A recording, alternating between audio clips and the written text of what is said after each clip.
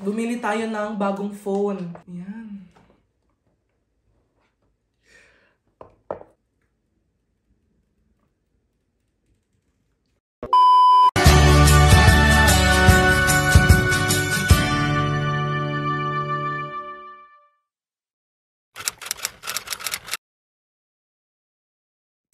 Hi guys, it's me again, Harry. So, another unboxing vlog na naman guys. Ito na talaga yung araw na pinakahihintay ko. Ayan, kasi kanina, nagpunta kami sa mall, sa Apple Store. Ayan, papakita ko sa inyo yung video.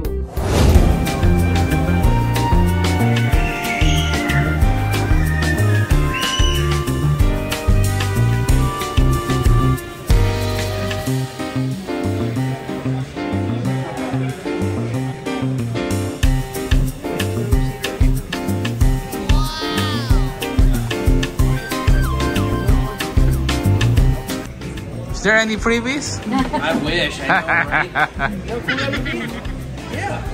Have a good one. Take care. Thank you, bro. Thank you. Nabili po tayo ng iPhone 15 Pro Max in blue kasi wala silang natural. Although natural yung first choice ko, pero okay na rin po sa akin. Ayan. Sabi matagal daw yung line, pero saglit lang kami. Mga 5 minutes na kami naghintay sa line.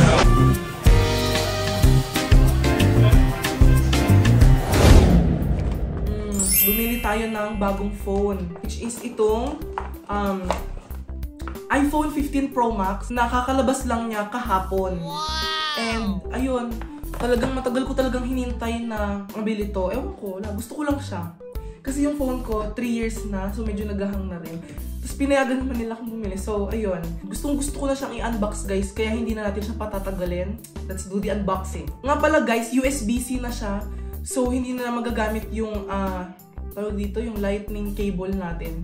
Pero alam ko may kasamang USB-C dito sa loob. Ayan guys, bubuksan na natin. Ayan. Ayan na guys, ang ating new phone. Actually, ang first option ko talaga is natural titanium. Maganda siya sa personal, pero blue na lang yung pinili ko dahil wala silang stock. Sabi nila, mga month or 2 pa raw. So, mga November or October. Sabi ko, gusto ko na talaga ng bagong phone. Ayan guys, ang gaan niya. Ito ay 221 grams lang siya. So, magaan lang talaga siya. At, ayun nga, hindi na nga ako makapaghintay na buksan siya. At, ayan. Bang! Ayan, open na natin siya. And ayun, naka-action button na yung gilid niya. So, hindi na siya katulad nung dati na ring and silent button. Action button na siya. So, pwede nating ibahin kung ano yung action na gagawin niya. Ayan, open na natin. Ayan. Ganda. Mag-set up na tayo. Set up new iPhone. Ayan, continue. And guys, happy ako kasi meron na tayong dynamic island, which is helpful siya. And continue on your other iPhone. So, ayan, keep this iPhone near the other iPhone while signing in. Sayang nga lang kasi wala silang stock ng natural titanium. Pero sabi ko, okay na rin yun. Ayoko na maghintay. Okay na sa akin yung blue. Kasi sa tuwing nagkaka-cellphone ako, ang ginagawa kong kulay niya is alternate. Halimbawa, light, dark, light, dark. Ito yung last kong phone which is light. So, naisip ko na dark naman. And blue siya, dark blue. Favorite color ko yung blue. So, sabi ko okay na rin sa akin yun kahit natural titanium talaga yung first option ko. Sabi ko okay na ba sa iPhone? Important, update your software now if you want to transfer your data directly from another iPhone. So, update na natin siya ngayon. Ayan guys, sabi niya, enjoy your new iPhone. When you're ready, come back to get this iPhone ready to be traded in, sold, or given away. Di ko alam kung anong kapalaran nito eh. Sabi niya, enjoy your new iPhone. Thank you.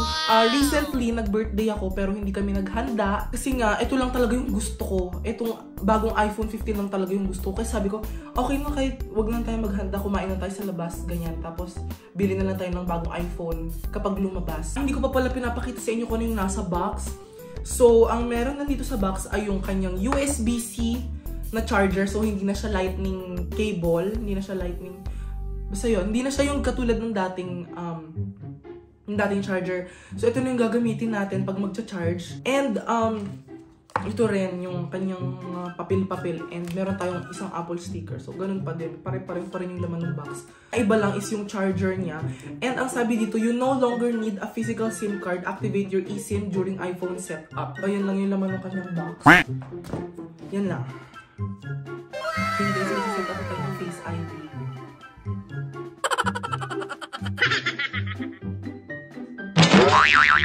Transfer data na. So, yung lahat ng files natin dito, malilipat na dito.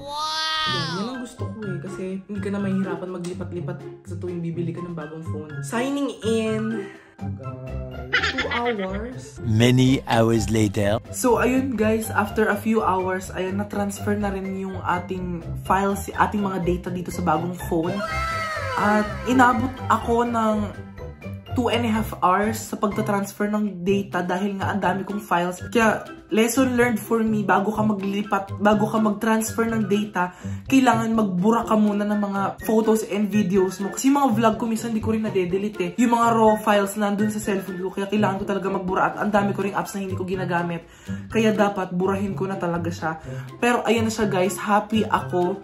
Happy na ako sa kanya.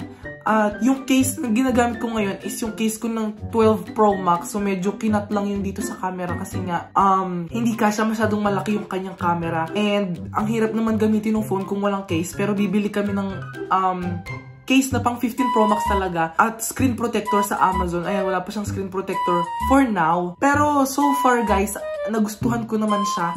And nga pala, merong isang setting dito. So, di ba meron ng bagong action button, di ba? So, pag nagpunta tayo sa settings, ayan. Pag nagpunta tayo sa settings, meron dyan action button. So, pwede kang mamili. Pwedeng silent mode, focus, camera, flashlight, voice memo, magnifier, shortcut, accessibility, and no action. Pero parang ang pangit naman kung no action yung pipiliin mo, no? Kasi para saan pat nagkaroon ka ng action button kung no action lang naman yung pipiliin mo.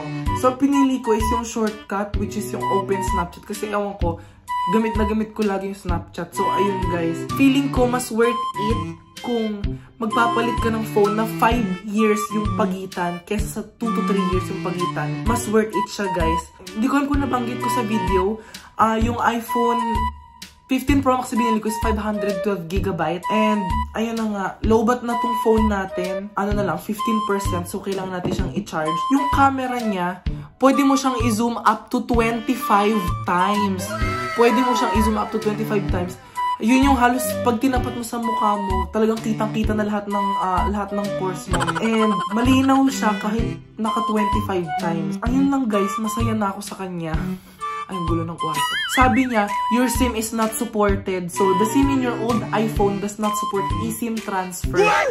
So, kailangan tawagan yung network provider para ayusin to.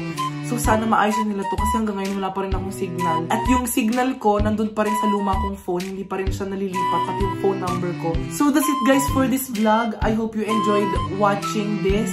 Kahit na biglaan lang yung pagbili namin ng iPhone kanina. Ayun, at kailangan ko na rin siyang i-charge dahil 15% na siya. Gagamitin na natin itong ating USB-C charger. So that's it guys for this vlog. I hope you enjoyed this video. At i-edit ko pa to, hindi ko alam kung kailan ko itong matatapos. But if you like this vlog, if you like this video, don't forget to like, share, and subscribe. And don't forget to tap the notification bell para lagi po kayong updated sa aming videos. And yes, thank you so much guys for watching and see you in our next vlog. Bye!